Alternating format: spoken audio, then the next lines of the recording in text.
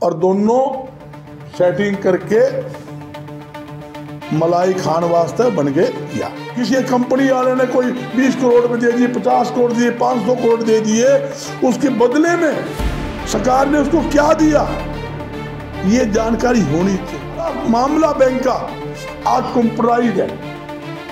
मेरे खाते में क्या है, रामलाल के खाते में क्या है, श्यामलाल के खाते में, सब कंप्यूटराइज है और उसके मोबाइल में है। बैंक की नीयत ठीक हो और सरकार का, केंद्र सरकार का दबाव ना हो, मैं दावे के साथ कहता हूं 1 घंटा मैक्सिमम, 1 घंटा में पूरी डिटेल निकल सकती है। 75 पार और अटक गए 40 पार। एक कहता था अब की बार 75 पार, दूसरा कहता था यमुना पार, और दोनों सेटिंग करके मलाई खान वास्ते बन गए यार आपके सामने। स्थिति क्या है, मोदी जी का मेरी गारंटी 2 करोड़ युवाओं को नौकरी दूंगा, दे दी। यूं कहते थे 58 रुपये लीटर पेट्रोल डीजल, कांग्रेस राज के अंदर महंगा है, राज आने दो 35 रुपये लीटर दूंगा, वो 100 पार कर दिया। रसोई गैस सिलेंडर यूं कहते थे 400 रुपये बहुत महंगा है, 250 रुपये करेंगे, वो 1000 पार कर दिया।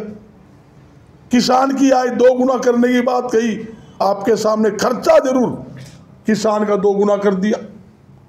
तीसरा उनने एक बात कही, किसानों के खाते में 15-15 लाख आम जनता के खाते में डालूंगा।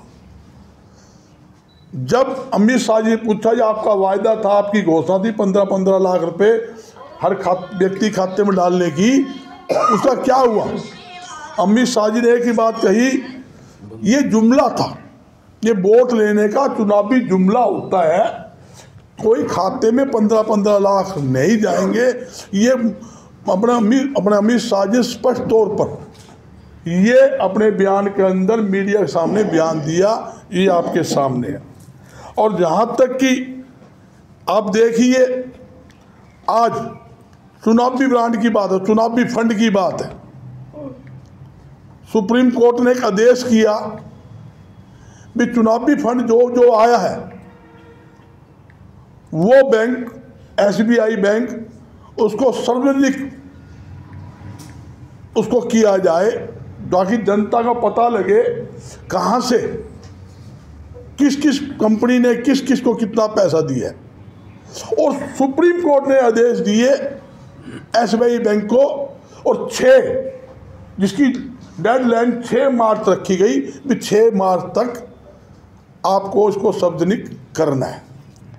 मगर भारतीय जनता पार्टी के दबाव के अंदर मैं खुले तौर पर कहता हूं, SBI बैंक ने सुप्रीम कोर्ट में जवाब द्वारा पेश किया कि हमें कुछ समय चाहिए, 30 जून तक का समय मांगा। मैं बैंक के अधिकारी से पूछना चाहता हूं, इनके गवर्नर, इनके चीफ से पूछना चाहता हूं, या केंद्र सरकार भी से भी पूछना चाहता हूं, इस सारा मामला बैंक का आज कंप्यूटराइज है। मेरे खाते में क्या है, रामलाल के खाते में क्या है, श्यामलाल के खाते में, सब कंप्यूटराइज है और उसके मोबाइल में है। बैंक की नीयत ठीक हो और सरकार का, केंद्र सरकार का दबाव ना हो, मैं दावे के साथ कहता हूं 1 घंटा मैक्सिमम, 1 घंटा में पूरी डिटेल निकल सकती है। क्यों नहीं दी जा रही? इसका एक कारण है। सरकार क्या चाहती है भारतीय जनता पार्टी की कि हम इसको डिले कर दें, लोकसभा चुनाव हो जाएंगे, उसके बाद इस बात को रफा दफा करवा देंगे, इसलिए ये टाइम मांगा जा रहा है। मेरी बैंक से भी अपील है, ये छोटा मोटा घोटाला नहीं, देश के अंदर बहुत बड़ा घोटाला ये फंड का घोटाला है कि ऐसी ऐसी कंपनियां से जो पैसे फंड के नाम के लिए हैं, जिन्होंने आप समझते हो किसी कंपनी वाले ने कोई 20 करोड़ में दे दिए, 50 करोड़ दिए, 500 करोड़ दे दिए, उसके बदले में सरकार ने उसको क्या दिया ये जानकारी होनी चाहिए। भाई कोई आदमी देता है, उसके बदले में क्या उसके बैंक के लोन माफ करे या टैक्सों में रियायत करी या उसको क्या क्या छूट दी, वो जानकारी होनी चाहिए। और जब ये डिटेल मार्केट में आ जाएगी, सार्वजनिक हो जाएगी, तो पता लग जाएगा कौन कौन कॉर्पोरेटर किसके साथ है, कौन सी पार्टी के साथ है, किस किस ने 2 नंबर काला धन 1 नंबर करने के लिए भारतीय जनता पार्टी को दिया है, ये पता लग जाएगा। ये पता होना भी चाहिए, जनता को पता होना चाहिए। ये अपने आप को कहते हैं ईमानदार हम, अरे तुम ईमानदार हो। हम 70 साल हो गए, 70 साल के अंदर हमने पूरे देश के अंदर ऑफिस नहीं बनवा पाए। इन्होंने करोड़ों अरबों रुपए के 5 स्टार 7 स्टार, कोई ऐसा हरियाणा के बहुत देश में जिला नहीं है जहां भारतीय जनता पार्टी ने 10 साल के अंदर ये स्ट्रक्चर के बिल्डिंगें खड़ी ना कर दी। कहां से आया धन? मैं पूछा धन कहां से आया?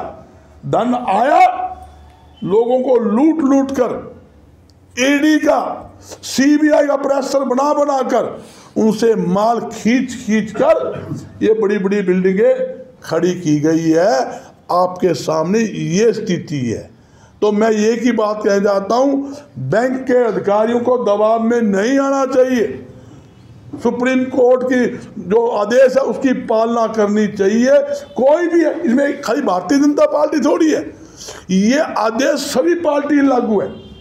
भाई जिस पार्टी में जितना जितना चंदा आया सबका सब्जी करो, कांग्रेस पार्टी का भी करो, हर पार्टी करो। ये भारतीय जनता पार्टी क्यों जवाब घेर रही है, ये एक बड़ा भारी चिंता का विषय है। ये मतलब एक बहुत बड़ा घोटाला लगा लो देश के अंदर, ये भारतीय जनता पार्टी कर रही है। और जितनी भी सरकारी एजेंसियां हैं, ईडी, सीबीआई, इनकम टैक्स, उनको सब कब्जे में लिया हुआ है। उनकी बी टीम बनकर वो सरकार की एजेंसियां काम कर रही है विपक्ष की आवाज दबाने के लिए। मैं एक बात पूछना चाहता हूं, आज 9.5 साल हो गए, एक भी भारतीय जनता पार्टी का नेता बता दो जिसने अरबों करोड़ों रुपए घोटाले कर रखे हो, एक पे कार्रवाई की हो। और एक भी विपक्षी ऐसा नेता बता दो जिसको इन्होंने छोड़ा हो, जिसको ईडी ना लगाई हो, झूठे मुकदमे ना करे हो, जिसको तंग ना करो, एक नाम बता दो। इसका मतलब सारा देश चोर, सिर्फ एक भारतीय जनता पार्टी ईमानदार।